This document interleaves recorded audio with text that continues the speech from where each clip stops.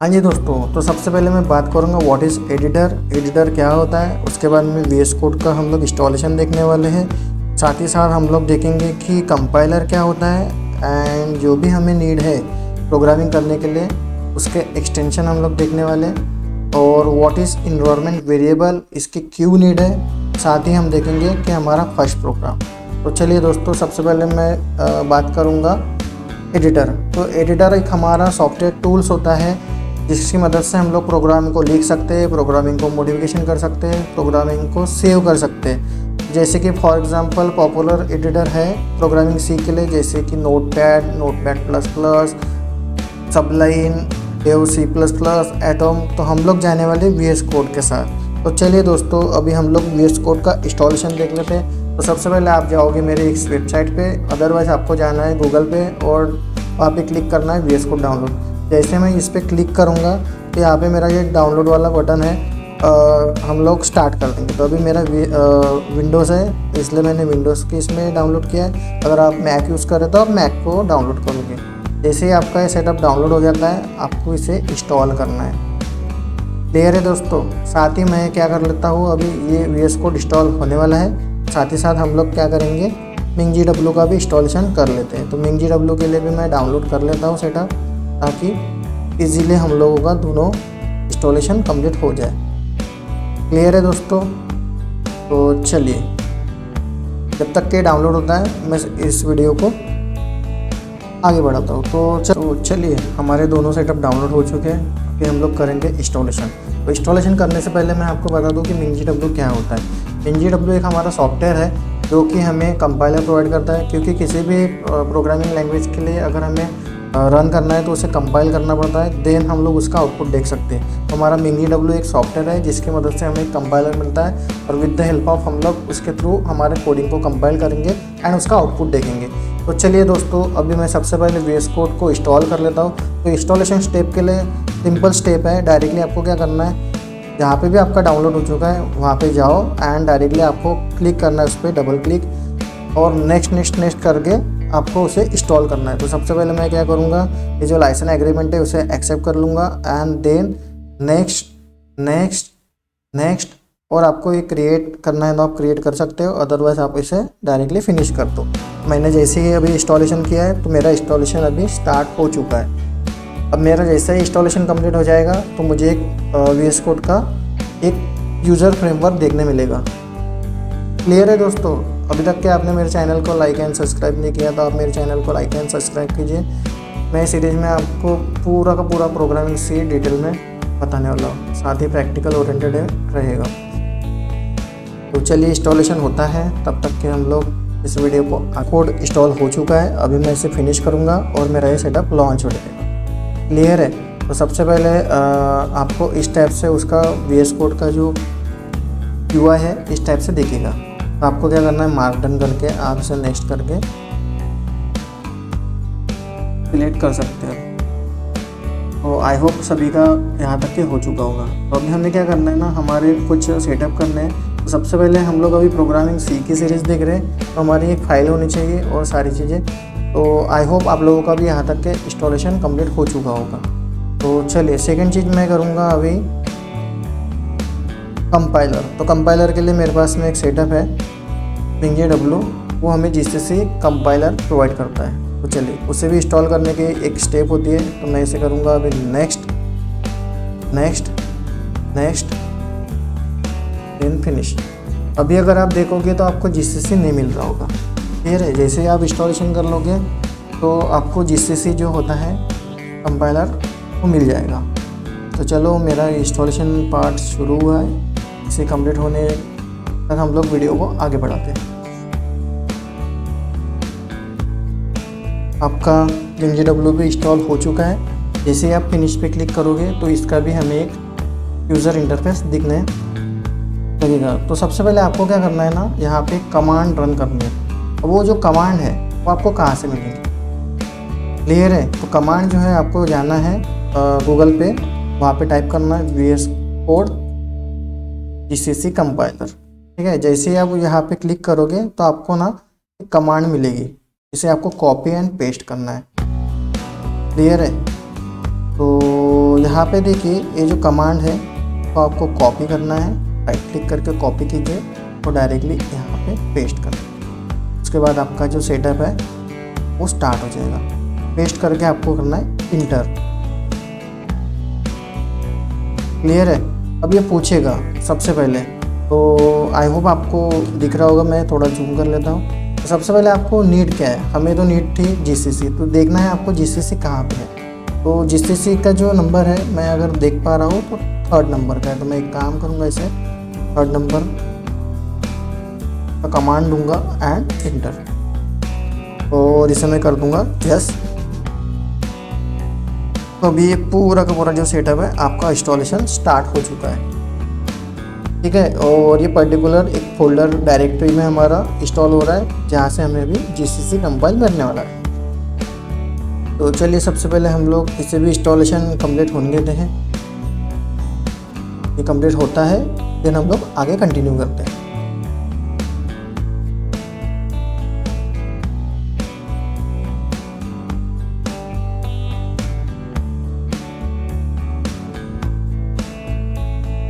हो चुका है। तो चलिए दोस्तों मैं चेक करता हूँ कि मेरा जो सेटअप है इंस्टॉल हो चुका है। उसका नाम है UCRT64। तो चलिए सबसे पहले आप जाओगे, आपको जाना है सी ड्राइव में, ठीक है। सी ड्राइव में हमने जहाँ पे भी इंस्टॉलेशन किया है, तो अभी मैं देखूँगा यहाँ पे आपको दिख रहा होगा MSY64।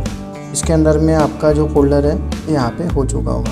यहाँ पे अगर आप देखोगे तो बिन में जो है जीसीसी आपको मिल रहा है, यहाँ पे अवेलेबल है। आई होप आपको सबको शो हो रहा होगा। तो चलिए अभी अगर मैं प्रोग्रामिंग की बात करूँ तो क्या अभी मुझे जीसीसी का एक्सेस मिल रहा है क्या? तो चलो मैं अगर कमांड पे देखता हूँ, यहाँ पे टाइप करना है cmd और यहाँ पे आप टाइप करोगे GCC-v, तो क्या आपको शो हो रहा है? जी नहीं, यहाँ पे जीसीसी आपको नहीं मिल रहा है। तो चलिए हमने जहाँ पे भी इंस्टॉलेशन किया है वहाँ पे आपको जाके एक बार चेक करना है कि सही में हमें वहाँ पे जीसीसी मिल रहा है क्या। तो चलिए मेरा UCRT64 वाला फोल्डर है, यहाँ पे मेरा बिन है और बिन के अंदर में मेरा जीसीसी मिल रहा है। सबसे पहले हम यहाँ पे चेक करते हैं cmd एंड यहाँ पे हम करेंगे GCC-v। तो यहाँ पे देखो जो भी आपका जीसीसी वर्जन है वो 14.2.0 आपको अवेलेबल है, लेकिन वही चीज़ें हमें बाहर में एक्सेस नहीं। मैंने आपको एक बात बोली थी, व्हाट इज़ इन्वायरमेंट वेरिएबल। तो हमें क्या करना पड़ता है ना, अगर जीसीसी कंपाइलर को एक्सेस करना है एनीवेयर तो हमें एक इन्वायरमेंट वेरिएबल सेट करना पड़ता है। तो चलिए उसे हम लोग उसकी सेटिंग अभी देखेंगे। सबसे पहले आप क्या करोगे, इसका जो पाथ है इसे आप कॉपी कर लोगे। तो आपको जाना है, मैं एक काम करूँगा, फिर से बैक जाऊँगा, एक बार जो बिन तक का जो पाथ है इसे आप क्या करोगे, कॉपी करेंगे। कॉपी करके आपको बस पेस्ट करना है इन्वायरमेंट वेरिएबल के अंदर। अब वो इन्वायरमेंट वेरिएबल आपको कहाँ मिलेगा, आपको जाना है सेटिंग के अंदर, स्टार्ट पे आप क्लिक करो और यहाँ पे आप सर्च कर सकते होंगे। तो आप यहाँ पे सर्च करो एडिट सिस्टम इन्वायरमेंट वेरिएबल, इस पर आपको क्लिक करना है एंड यहाँ पे अभी आपको शो हो रहा होगा इन्वायरमेंट वेरिएबल, इस पर क्लिक करो और यहाँ पे आपको जाना है पाथ के ऊपर। पाथ में जाने के बाद में आपको करना है एडिट पे क्लिक। एडिट पे क्लिक करने के बाद में यहाँ पे आप करोगे न्यू पे डायरेक्टली उसे कर दूँगे paste and okay and okay and okay. जैसे आपने ये सेटिंग कर ली तो अभी आप कहीं पे भी उसको एक्सेस कर पाओगे। तो चलिए फिर से हम लोग एक बार चेक करते हैं कि सही में हम लोग एक्सेस कर पा रहे हैं या नहीं कर पा रहे। तो cmd एंड उसके लिए कमांड है हमारे पास GCC-v। तो देखिए अभी आपको GCC का जो वर्जन है वो अवेलेबल मिल रहा है। तो क्या हमें VS कोड में मिलेगा? तो चलिए मैं सबसे पहले क्या करता हूँ, एक फोल्डर क्रिएट कर लेता हूँ। हमारा प्रोग्रामिंग सीखा ट्यूटोरियल है, तो मैं यहाँ पे क्लिक करूँगा new and folder create programming ऐसा मैं फोल्डर का नाम दे देता हूँ। अब इस पे जाने के बाद में आपको क्या करना है, directly open and right click करके ओपन विद VS कोड। अब VS कोड ओपन करने के बाद में यहाँ पे भी हम लोगों के जो भी प्रोग्रामिंग होने वाली है वो बैकएंड के टाइप की कोडिंग है। तो जो भी हमारी प्रोग्रामिंग होती है वो टर्मिनल पे होने वाली है। तो सबसे पहले हम लोग जाएंगे, तो आप लोग अगर VS कोड से फैमिलियर नहीं हो तो मैं आपको बता देता हूँ। सबसे पहले आपको यहाँ पे जो दिख रहा है यहाँ से आप लोग फाइल बना सकते हो। न्यू फाइल अगर क्रिएट करना है, ओपन करना है फोल्डर कोई भी चीज़ें, तो आप यहाँ पे कर सकते हो। उसके बाद में आपको जाना है, अगर आपको एक्सटेंशन वगैरह इंस्टॉल करना है तो अभी हमें प्रोग्रामिंग सी के लिए तो एक्सटेंशन लगेगी। साथ ही हम हमारा आज का एक पहला प्रोग्राम तो दिखने वाले। तो सबसे पहले मैं बनाऊंगा फाइल। अब फाइल बनाने के लिए यहाँ पे दिख रही है आपको न्यू फाइल, यहाँ पे न्यू फोल्डर, सारी चीज़ें आपको यहाँ पे दी हुई है। सबसे पहले हम लोग चेक करेंगे कि हमारा टर्मिनल पे GCC मिल रहा है क्या, ठीक है। उसके बाद में हम लोग एक प्रोग्राम बनाएंगे एंड उसे कंपाइल करके रन करके देखेंगे उसका आउटपुट। चलो, तो GCC -v, तो हाँ GCC का वर्जन आपको मिल रहा है। तो चलिए सबसे पहले मैं क्या करूँगा, यहाँ पे एक हम प्रोग्राम बनाने के लिए मैं करता हूँ first.c, क्योंकि हमारे C प्रोग्राम है। अब C प्रोग्राम मैंने कर लिया, तो यहाँ पे देखो आपको सजेशन दिया उसने कि इंस्टॉल करो एक्सटेंशन, क्योंकि VS कोड में हमें इंस्टॉलेशन करना पड़ता है एक्सटेंशन। क्लियर है। तो अब एक्सटेंशन आपको कहाँ पे मिलेंगे, आपको सजेशन दिया है, आप यहाँ से क्लिक करो, अदरवाइज एक्सटेंशन पे जाओ और यहाँ पे आपको टाइप करना है C/C++, वो सजेशन दे देगा, ठीक है। इसमें से आप क्या करोगे, 2-3 एक्सटेंशन जो है वो आपको इंस्टॉल करना है। सबसे पहले आप करोगे C वाला इंस्टॉलेशन, उसके बाद में थीम आप इंस्टॉल करोगे। थर्ड नंबर, आपने यहाँ तक के अगर इंस्टॉलेशन कर लिया तो यहाँ पे आपको इंस्टॉलेशन कंप्लीट होने के बाद में आपको प्रोग्राम लिखना है एंड एक बार इस VS कोड को रिस्टार्ट जरूर कीजिए ताकि आपकी जो सेटिंग है पूरी सेव हो जाए।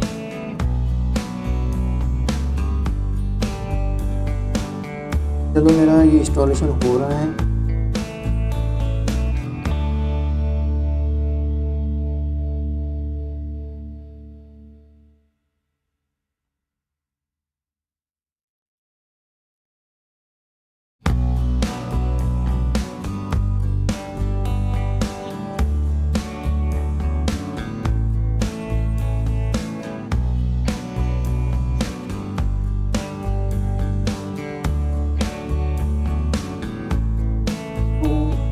हमारा ये इंस्टॉल हो चुका है। उसके बाद में एक्सटेंशन का अभी इंस्टॉल हो रहा है, इसे भी कंप्लीट होने देते हैं, देन हम लोग आगे बढ़ेंगे।